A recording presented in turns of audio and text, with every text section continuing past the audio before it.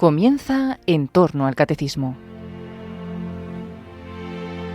Como resumen y complemento de lo que el padre Luis Fernando de Prada ha estado explicando sobre el sacerdocio en su programa del Catecismo de la Iglesia Católica, les estamos ofreciendo en varios sábados la reposición de unos programas en que los padres Mario Ortega y Roberto Visier expusieron cómo trata ese mismo tema el compendio del Catecismo.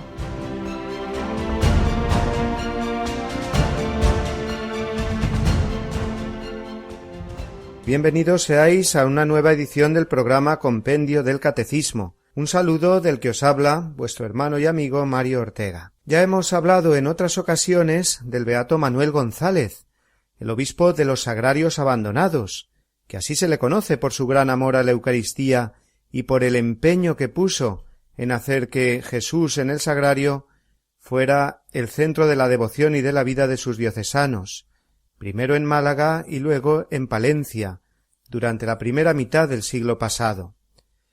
En la vida de este santo obispo se pueden encontrar continuos ejemplos de una maravillosa y sencilla caridad pastoral. Era un verdadero padre que predicaba el Evangelio partiendo el pan para los pequeñuelos. Así tituló una de sus obras sobre la catequesis infantil. Y en una ocasión, precisamente lo cuenta en ese libro, estaba el santo obispo catequizando a un grupo de pequeños y hablándoles sobre la Eucaristía. Les estaba diciendo lo maravilloso que es tener al Señor dentro cuando uno comulga. Un niño en ese momento le interrumpió. «Señor obispo, ¿me quiere usted hacer cura?» El santo obispo le contestó: «Hombre, ¿y para qué quieres tú ser cura?» El muchacho hizo un guiño gracioso y señaló hacia el sagrario. «Pues para llevar yo siempre guardada en mi bolsillo la llavecilla aquella».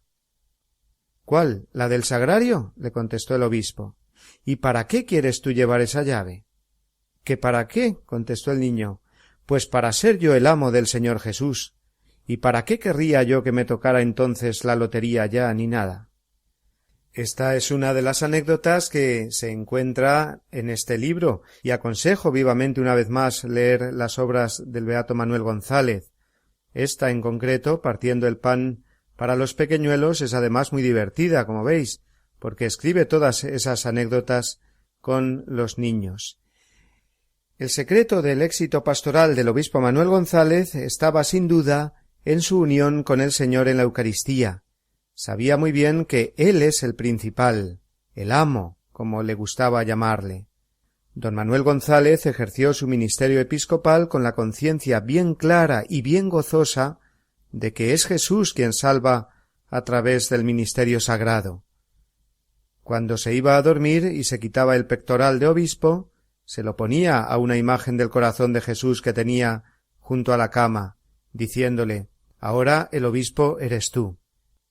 Bueno, queridos amigos, hoy vamos a seguir hablando del sacramento del orden y más en concreto del episcopado, el orden de los obispos. Por eso he querido comenzar con la anécdota de un santo obispo español, que nos resulta muy familiar y también muy cercano en el tiempo. Las preguntas que hoy comentaremos del compendio serán tres, la 325, 326 y 327, que dicen así.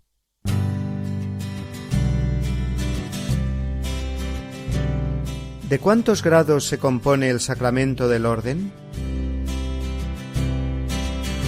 ¿Cuál es el efecto de la ordenación episcopal? Y por último, ¿cuál es el oficio del obispo en la iglesia particular que se le ha confiado?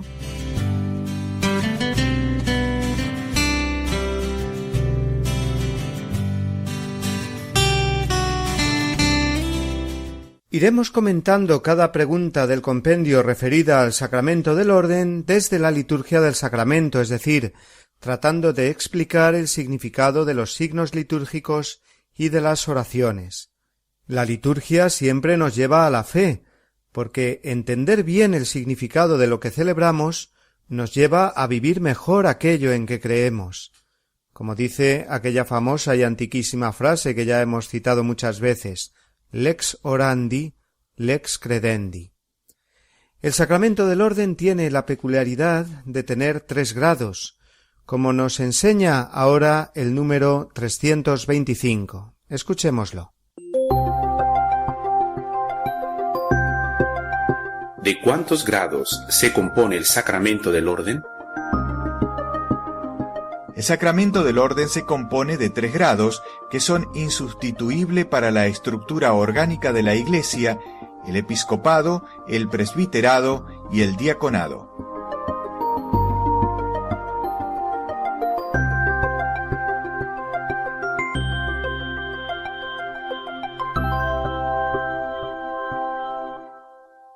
Todos hemos oído hablar de los obispos, de los presbíteros o sacerdotes y de los diáconos, pero a lo mejor no sabemos explicar bien la diferencia entre estos 3 grados del sacramento del orden que componen la llamada jerarquía de la Iglesia, o ministros sagrados, o pastores de la Iglesia. Hemos de decir, en primer lugar, que los 3 órdenes aparecen ya en la Biblia diferenciados como tales, si bien la Iglesia de los primeros siglos fue definiendo cada vez mejor la función y las características de cada uno de ellos: obispo, presbítero y diácono. En el libro de los Hechos de los Apóstoles, capítulo 6, leemos cómo fue instituido el orden de los diáconos. Los apóstoles vieron la necesidad de elegir a algunos varones, 7 fueron los primeros, para que les ayudaran, sobre todo en las obras de caridad. Los 7 varones fueron presentados a los apóstoles, quienes orando les impusieron las manos, leemos en Hechos 6:6. Igualmente, en el mismo libro, los Hechos de los Apóstoles, capítulo 14, versículo 22, se nos habla de la institución de los presbíteros. Les constituyeron presbíteros en cada iglesia por la imposición de las manos, orando y ayunando, y los encomendaron al Señor. Y en relación al episcopado tenemos, por ejemplo, la cita de San Pablo, cuando escribe a su discípulo Timoteo: «Por esto te amonesto que hagas revivir la gracia de Dios que hay en ti por la imposición de mis manos». Segunda Timoteo 1:6. Así, los 3 órdenes son insustituibles en la estructura orgánica de la Iglesia. Ya lo afirmaba San Ignacio de Antioquía en el siglo II. Leo textualmente: «Que todos reverencien a los diáconos como a Jesucristo, como también al obispo, que es imagen del Padre, y a los presbíteros como al Senado de Dios, y como a la asamblea de los apóstoles. Sin ellos no se puede hablar de Iglesia». Fin de cita. Luego, no puede haber una Iglesia sin obispos, presbíteros y diáconos, que son los pastores que Cristo ha querido que guiasen el pueblo de Dios, ejerciendo la autoridad desde el servicio hacia todos los cristianos. Hay, pues, una diferencia esencial entre pastores católicos, obispos, presbíteros y diáconos, y los pastores tal como se entienden en las comunidades protestantes o evangélicas. En estas, el pastor es un delegado de la comunidad para predicar la palabra y celebrar el culto, mientras que en la Iglesia católica los pastores reciben el sacramento del orden sacerdotal, es decir, son elegidos y consagrados por Dios, que les da una capacidad y una misión para cumplir como pastores de la Iglesia. Se trata de un único sacramento con 3 grados, no de 3 sacramentos, sino de uno solo, que indica la unidad en la misión encomendada. Episcopado, presbiterado y diaconado están profundamente interrelacionados, y hay que comprender tanto la unidad como la diferencia entre ellos. La unidad se manifiesta en el sacramento ante todo en el signo de la imposición de las manos, que es la materia del sacramento, es decir, ese signo visible, como el agua lo es en el bautismo o el pan y el vino en la Eucaristía, que expresa la realización en esos momentos del sacramento. En el momento en el que el obispo impone las manos al ordenado, desciende sobre él la gracia sacramental. Es el momento central de la ordenación. Y esto es igual en la ordenación de obispos, de presbíteros y de diáconos. Junto con el signo de la imposición de las manos, se hace a continuación la oración consecratoria, que ésta sí que es diferente según el orden del que se trate. Comentaremos estas oraciones consecratorias según veamos las preguntas del compendio referidas a cada uno de los órdenes en concreto. Los obispos y los presbíteros son sacerdotes, mientras que el diácono, aunque recibe el sacramento del orden, no es sacerdote, sino que recibe un ministerio de servicio en la liturgia y en la caridad, ayudando a los obispos y presbíteros. El obispo recibe el sacerdocio pleno, puesto que es el sucesor de los apóstoles, mientras que los presbíteros, que los solemos llamar así directamente sacerdotes, reciben el poder sacerdotal que les permite celebrar ante todo la Eucaristía y la penitencia, pero no tienen el sacerdocio pleno como los obispos. De todas formas, esto lo veremos más en detalle en las siguientes preguntas, porque llega ahora el momento de nuestra primera pausa musical.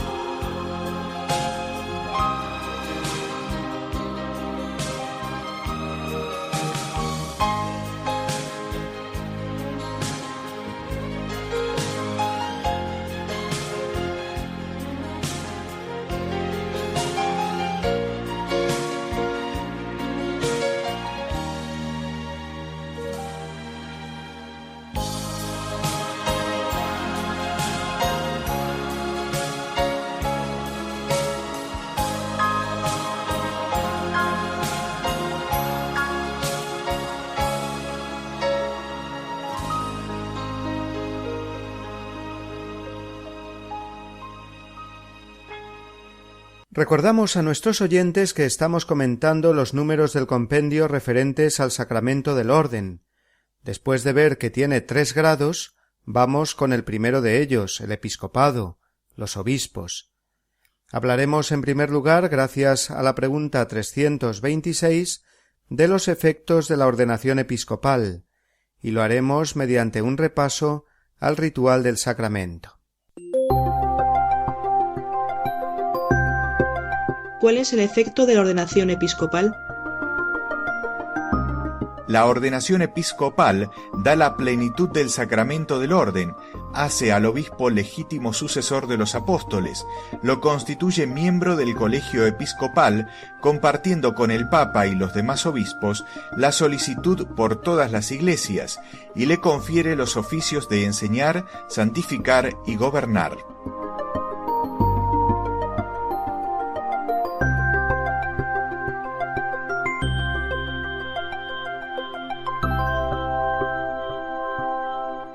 La continuidad de la Iglesia a través de la historia está garantizada por la sucesión apostólica, es decir, por la continuidad del poder y de la misión dada por Jesús a los apóstoles, que fue transmitida por éstos a sus sucesores, y así durante todos los siglos. Esta es la voluntad salvífica de Cristo, su permanencia entre nosotros en su Iglesia. Yo estaré con vosotros todos los días hasta el fin del mundo.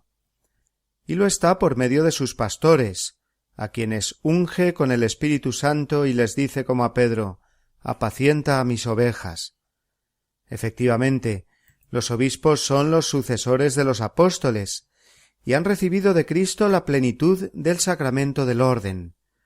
Es el primer orden del sacramento, que los constituye, como hemos escuchado, en miembros del colegio episcopal. Un colegio o hermandad, como aquel grupo de los 12, que tiene al Papa, sucesor de Pedro, como primero entre iguales. El Papa es el obispo de Roma y tiene jurisdicción sobre toda la Iglesia universal. Y junto con los demás obispos, formando este colegio, son las columnas sobre las que se construye la Iglesia. Y por eso tenemos que dar siempre gracias a Dios por el ministerio episcopal, y encomendar mucho en nuestras oraciones a los obispos, para que sean los padres y pastores que reflejen siempre y en toda circunstancia el corazón de Jesucristo. A ellos les debemos el amor y el respeto que se ha de tener hacia un padre en la fe en este caso. Los obispos, nos recuerda el concilio, han sucedido por institución divina a los apóstoles como pastores de la Iglesia, de modo que quien los escucha, escucha a Cristo, y quien los desprecia, desprecia a Cristo y a quien le envió. Es una afirmación que leemos en Lumen Gentium número 20. Vayamos repasando los principales ritos de la ordenación episcopal para entender mejor, por medio de ellos, la naturaleza y la misión del obispo en la Iglesia. Previamente hemos de aclarar que los obispos los nombra siempre el Papa, que no se designan por aclamación popular o por acumulación de méritos, sino que son elegidos entre los presbíteros que el Papa, ayudado por los nuncios, que son sus enviados en cada país, cree que reúnen las condiciones adecuadas para ejercer esta trascendental misión. Entre estas condiciones está en primer lugar la santidad de vida, y también la capacidad de discernimiento espiritual y pastoral, la capacidad de gobierno, etc. Cuando el Papa designa a un presbítero como obispo, éste debe de aceptar, y una vez que acepta, se fija una fecha para la ordenación episcopal, que se suele realizar en la diócesis que le va a ser encomendada, en caso, claro está, de un obispo diocesano o de un obispo auxiliar. La ordenación o consagración de un obispo es una celebración muy solemne y bella, en la que se muestra de una manera muy elocuente la unidad y la misión de la Iglesia, así como la providencia de Dios que da a su pueblo un pastor y guía en la persona del obispo. El rito de la ordenación del obispo se lleva a cabo dentro de la celebración de la Eucaristía, una misa que suele ser concelebrada por muchos obispos del país o de la región de que se trate, aunque son 3 los obispos designados como consagrantes principales del nuevo obispo. La celebración comienza con la presentación del obispo electo mediante la lectura de la carta apostólica del Papa que lo nombra obispo. Es un momento de comunión muy fuerte con toda la Iglesia, con el Papa a la cabeza. Y después de la liturgia de la palabra y la homilía, el consagrante principal se dirige al que va a ser ordenado obispo con unas bellísimas palabras que establece el ritual. No me resisto a leer algunas de las frases que se dicen en este momento. Dice así el consagrante principal: Querido hermano, elegido por el Señor, recuerda que has sido escogido entre los seres humanos para servirles en las cosas de Dios. El episcopado es un servicio, no un honor. Por ello, el obispo debe ante todo vivir para los fieles, y no solamente presidirlos, porque, según el mandato del Señor, el que es mayor debe hacerse el más pequeño, y el que preside debe servir humildemente. Proclama la palabra de Dios a tiempo y a destiempo, exhorta con toda paciencia y deseo de edificar. En la oración y en el sacrificio eucarístico pide abundancia y diversidad de gracias, para que el pueblo a ti encomendado participe de la plenitud de Cristo. Cuida y orienta a la Iglesia que se te confía, y sé fiel dispensador de los misterios de Cristo. Elegido por el Padre para gobernar su familia, ten siempre ante tus ojos al buen pastor, que conoce a sus ovejas y es conocido por ellas, y quien no dudó en dar su vida por el rebaño. Ama con amor de padre y de hermano a cuantos Dios pone bajo tu cuidado, especialmente a los presbíteros y diáconos, colaboradores tuyos en el ministerio sagrado, a los pobres, a los débiles, a los que no tienen hogar y a los inmigrantes. Exhorta a los fieles a trabajar contigo en la obra apostólica y procura siempre atenderlos y escucharlos. Cuida diligentemente de aquellos que aún no están incorporados al rebaño de Cristo, porque ellos también te han sido encomendados en el Señor. Como digo, son unas palabras con las que el consagrante principal se dirige al que va a ser ordenado obispo. Y otro momento muy especial que viene a continuación en la liturgia del sacramento del orden es cuando se invoca a todos los santos, porque en la oración litúrgica, recordémoslo, se une el cielo con la tierra, y en este momento tan especial la Iglesia peregrina invoca la ayuda de la Iglesia celeste, de todos los santos, a los que se pide por el nuevo obispo. Este ha de responder seguidamente a una serie de preguntas delante de toda la comunidad. Su respuesta manifiesta su compromiso de desposarse con la Iglesia particular que le va a ser encomendada. Estas son algunas de las preguntas. ¿Te comprometes a mantenerte fiel a la fe católica? ¿Quieres predicar fielmente y sin desfallecer el Evangelio de Cristo? ¿Te comprometes a trabajar incansablemente por la unidad de la Iglesia, una, santa, católica y apostólica que Cristo fundó? ¿Serás siempre bondadoso y comprensivo con los pobres, con los inmigrantes y con todos los necesitados? Y al final de este compromiso que adquiere el que va a ser ordenado obispo, el consagrante principal declara solemnemente: Dios que comenzó en ti esta obra buena, él mismo la lleve a término. Son palabras de San Pablo que la liturgia toma en estos momentos. Después viene ya la parte esencial de la ordenación, que, como dijimos antes, es la imposición de las manos. Primero los 3 obispos consagrantes, y luego los demás obispos como un signo de comunión fraterna hacia quien acogen en el orden o colegio episcopal. La oración consecratoria completará este sacramento, pero no me detengo ahora en esta oración porque la escucharemos completa como conclusión del programa de hoy. Después vienen algunos otros signos muy elocuentes. Se coloca el Evangelio sostenido por 2 diáconos sobre la cabeza del nuevo obispo, lo cual significa que lo que tiene que guiar su ministerio y su vida siempre es la palabra de Dios, de la cual es constituido maestro. El obispo será el responsable primero de toda la evangelización y catequesis de su diócesis, y siempre lo hará a través de la palabra de Dios. Y a continuación se le unge en la cabeza con el santo crisma, puesto que recibe la plenitud del sacerdocio, y tendrá la misión de santificar a los hombres mediante los sacramentos. Prosigue en la liturgia del sacramento la entrega de los ornamentos propios del obispo, el anillo, que como en el caso del sacramento del matrimonio indica un desposorio. en este caso el del obispo con la Iglesia. El anillo es signo de fidelidad y un recuerdo constante de esa unión entre el obispo y sus fieles. Por eso los fieles, por su parte, besamos el anillo del obispo cuando lo saludamos, no como una simple norma de cortesía o urbanidad, sino con ese sentido teológico y espiritual profundo de renovar nuestra unión con Cristo y con la Iglesia a través del ministerio episcopal. Luego se le pone al nuevo obispo la mitra, que simboliza la autoridad que tiene el obispo, recibida de Cristo, y el báculo, que, como veremos en la pregunta siguiente, simboliza el cayado con el que el pastor guía al rebaño.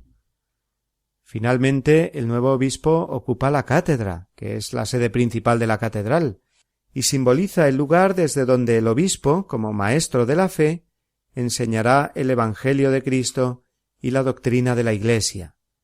A partir de ese momento sigue la celebración eucarística, teniendo al nuevo obispo ya como celebrante principal. Hemos hecho este breve repaso, pero creo que es significativo, sobre el ritual de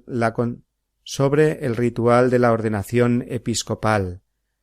Y como dice el Concilio Vaticano II, en la consagración episcopal el Espíritu Santo que han recibido ha hecho de los obispos los verdaderos y auténticos maestros de la fe, pontífices y pastores. Es el decreto Christus Dominus número 2. Seguiremos hablando en la siguiente pregunta del ministerio episcopal. Llega ahora el momento de una segunda pausa musical.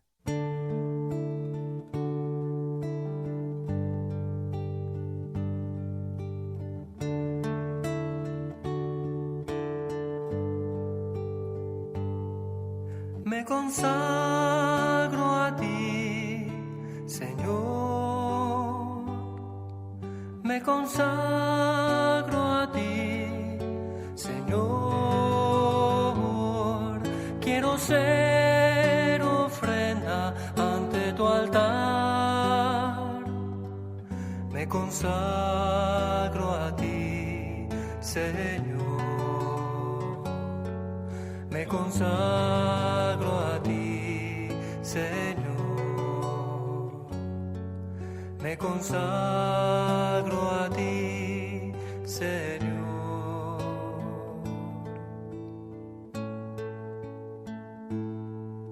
Me consagro a ti, Señor. Me consagro a ti, Señor. Quiero ser ofrenda ante tu altar. Me consagro a ti, Señor.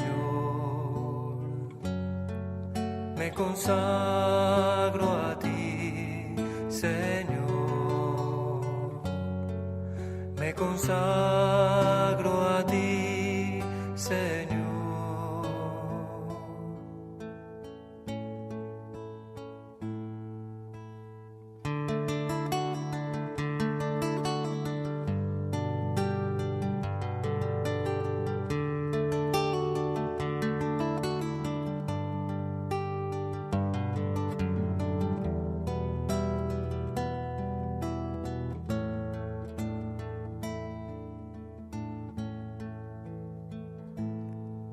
Me consagro a ti, Señor. Me consagro a ti, Señor. Quiero ser ofrenda ante tu altar. Me consagro a ti, Señor. Me consagro a ti, Señor. Me consagro a ti, Señor.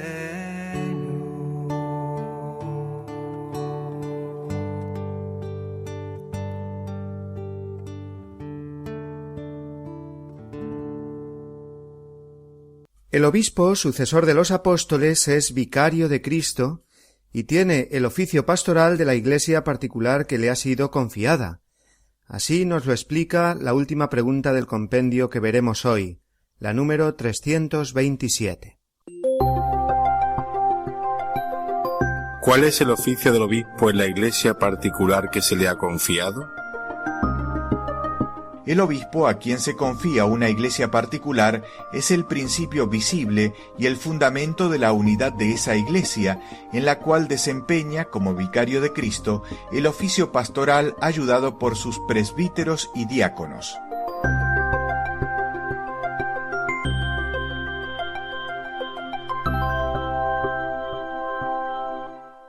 A todo obispo se le encomienda una diócesis o iglesia particular que tiene que regir. Existen también los obispos llamados auxiliares, que ayudan a los arzobispos u obispos titulares de diócesis grandes. Es curioso que a todos estos obispos auxiliares y a otros que no tengan unas diócesis que regir, porque ocupan otras tareas eclesiales, como pueden ser los nuncios o los encargados de las congregaciones vaticanas, etc., sin embargo, a estos también se les asignan una diócesis, alguna diócesis antigua que ya no existe como tal, que sólo le queda el nombre, pero se hace esto para conservar visible esta característica esencial del obispo, que es ser el principio visible y fundamento de la unidad en esa iglesia particular o diócesis. Y esta unidad entre todos los fieles de la diócesis, cuyo fundamento visible es el obispo, no es simple teoría, sino que se tiene que notar en la vida del cristiano y de la Iglesia. En primer lugar, en su misión de regir y santificar la diócesis, el obispo no está solo, sino que cuenta con la ayuda de sus presbíteros y diáconos, con los que forma un cuerpo orgánico, los ministros sagrados o pastores que están al servicio de toda la comunidad eclesial. El obispo se muestra como padre y maestro de todos sus sacerdotes. Siempre cercano a ellos les provee de una misión pastoral y se muestra atento a sus necesidades espirituales, pastorales y aún materiales. Es el que marca las líneas pastorales de la diócesis, en las cuales entran todos los proyectos a nivel parroquial o diocesano. El obispo es el punto de convergencia en donde deben unirse todos los esfuerzos de párrocos, capellanes y otros agentes de pastoral. El prelado, que así se denomina al obispo, velará para que siempre se transmita el Evangelio en toda su pureza e integridad. Es el responsable de que la enseñanza, la doctrina que llegue a los fieles a través de los sacerdotes, de los maestros católicos, de las universidades o centros de estudios de la Iglesia, si los hubiera, sea una enseñanza realmente católica, sea la enseñanza de la Iglesia. El obispo es, además, el punto de comunión con el Papa y con toda la Iglesia universal, de modo que la comunidad diocesana no se cierre en sí misma, sino que, con su obispo, sea una comunidad misionera y evangelizadora, viviendo la comunión con toda la Iglesia, y responsable y corresponsable con los misioneros, con la nueva evangelización, etc. Por su parte, sacerdotes, diáconos, consagrados y demás fieles tienen que ver siempre al obispo como un padre y pastor, con este afecto cristiano y eclesial que está muy lejos de considerar al prelado solo como un jefe a nivel empresarial o humano, sino verlo desde la fe como al vicario de Cristo en la iglesia particular de la que todos formamos parte, que es la diócesis. Por otro lado, el obispo debe velar para que la liturgia y los sacramentos sean celebrados y bien celebrados en todo el territorio diocesano, porque la liturgia es la fuente de la santificación de los fieles, ante todo y sobre todo el sacramento de la Eucaristía.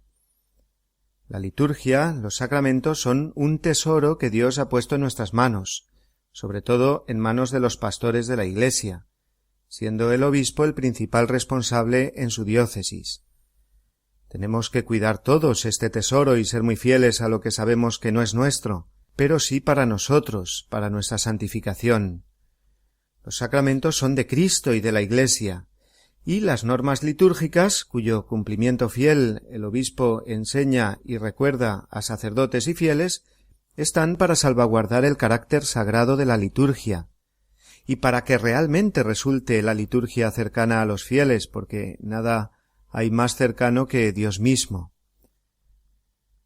Es muy importante para vivir la comunión eclesial que asistamos en la medida de lo posible a las celebraciones litúrgicas que preside el obispo, porque la unidad de la Iglesia en torno a su pastor se tiene que ver, se tiene que notar, ya que en un mundo tan individualista, el testimonio visible de una Iglesia una y unida es para ellos siempre el mismo Evangelio entrando por los ojos.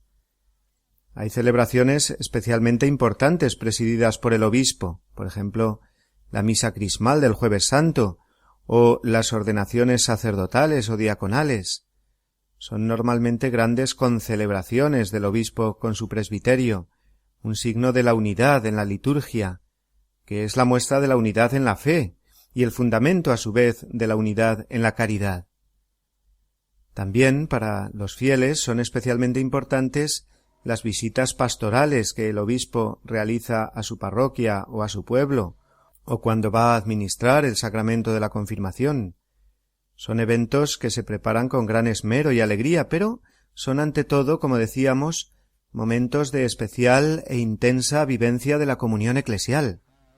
Un solo rebaño bajo un solo pastor. El pastor es Cristo, pero está representado por el obispo. Decíamos también que el báculo que porta el obispo es ese signo de pastor de la Iglesia, de todos los fieles. El obispo camina con todos los fieles, marcha a la cabeza para guiar a los cristianos hacia Cristo. Es uno más y es a la vez el representante de Cristo. San Agustín, obispo de Hipona, expresaba muy bien esta idea cuando decía a sus fieles: «Con vosotros soy cristiano, para vosotros soy obispo». Hemos visto, pues, que el obispo es el maestro de la fe y también el responsable último de la liturgia en la diócesis. Y finalmente, el obispo es también el maestro y finalmente el obispo es también el que promueve y dirige el servicio de la caridad de la Iglesia en la diócesis. Ya tenemos, pues, completo el arco del triple ministerio u oficio, profeta, sacerdote y rey. Y la forma de reinar, de gobernar, de regir la Iglesia, es siempre, lo sabemos bien, desde el servicio de caridad. El ministerio episcopal es un servicio de caridad y para la caridad. El obispo debe ser movido por la caridad y debe a su vez promover la caridad entre los cristianos. Tantas iniciativas de caridad hacia todos que parten de la diócesis y tienen al obispo como responsable último.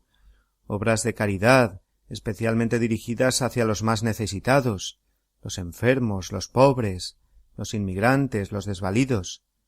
El Evangelio que no cumple aquellas palabras del Señor: «Tuve hambre y me disteis de comer, estuve desnudo y me vestisteis», etc., no es verdadero Evangelio, por mucho que se diga creer o se celebre con mucha pompa o con mucho jolgorio. La vida de la fe y la vida litúrgica tienen siempre que desembocar en la caridad, una caridad activa, una caridad ardiente. Y en esto, de nuevo, el obispo es también el pastor que nos recuerda esta finalidad última de la vida del cristiano, la caridad. Una caridad para ser vivida a todos los niveles, empezando por vivirla en casa, con los más cercanos, y también con los lejanos y extraños, porque, en realidad, para el cristiano, ninguno debe ser considerado lejano o extraño. En fin, amigos, hemos de ir finalizando nuestro comentario de hoy, en el que hemos conocido mejor, gracias a las preguntas del compendio que nos han ido guiando, la figura y la misión del obispo. La ordenación recibida le constituye, recordémoslo una vez más, en sucesor de los apóstoles y guía de la porción del pueblo de Dios que llamamos diócesis. Hemos ido comentando los ritos y elementos litúrgicos de la ordenación episcopal, y estos nos han hecho comprender mejor la naturaleza de este ministerio. Dijimos que escucharíamos al final del programa la oración consecratoria de la ordenación episcopal, una oración preciosa y muy profunda que recoge todo lo que hemos visto en el programa de hoy. Por eso he querido dejarla para el final a modo de conclusión y la escuchamos a continuación.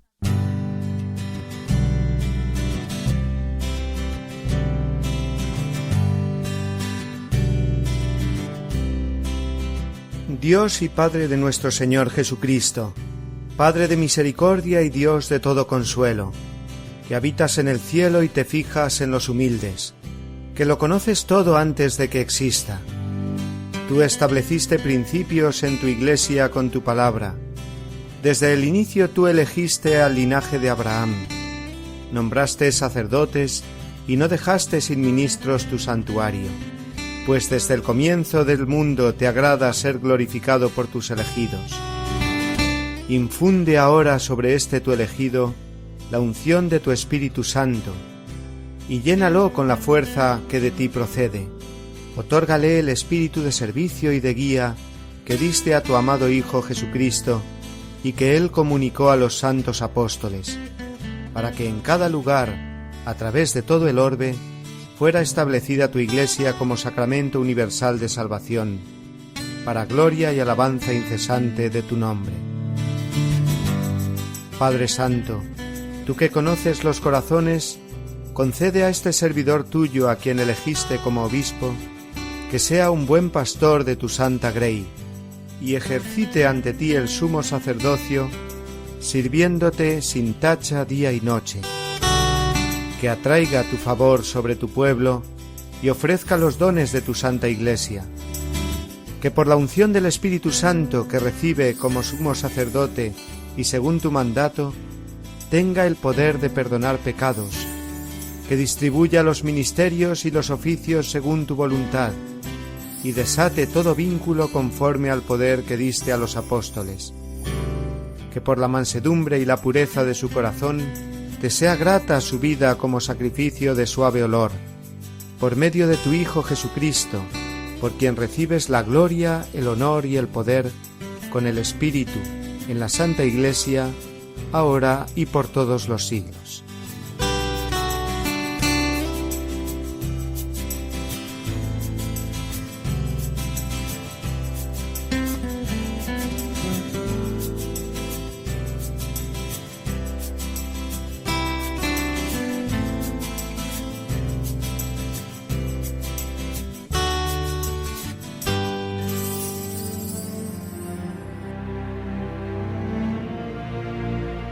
Finaliza En torno al Catecismo. Como resumen y complemento de lo que el padre Luis Fernando de Prada ha estado explicando sobre el sacerdocio en su programa sobre el Catecismo de la Iglesia Católica, les estamos ofreciendo en varios sábados la reposición de unos programas en que los padres Mario Ortega y Roberto Visier expusieron cómo trata ese mismo tema el compendio del Catecismo.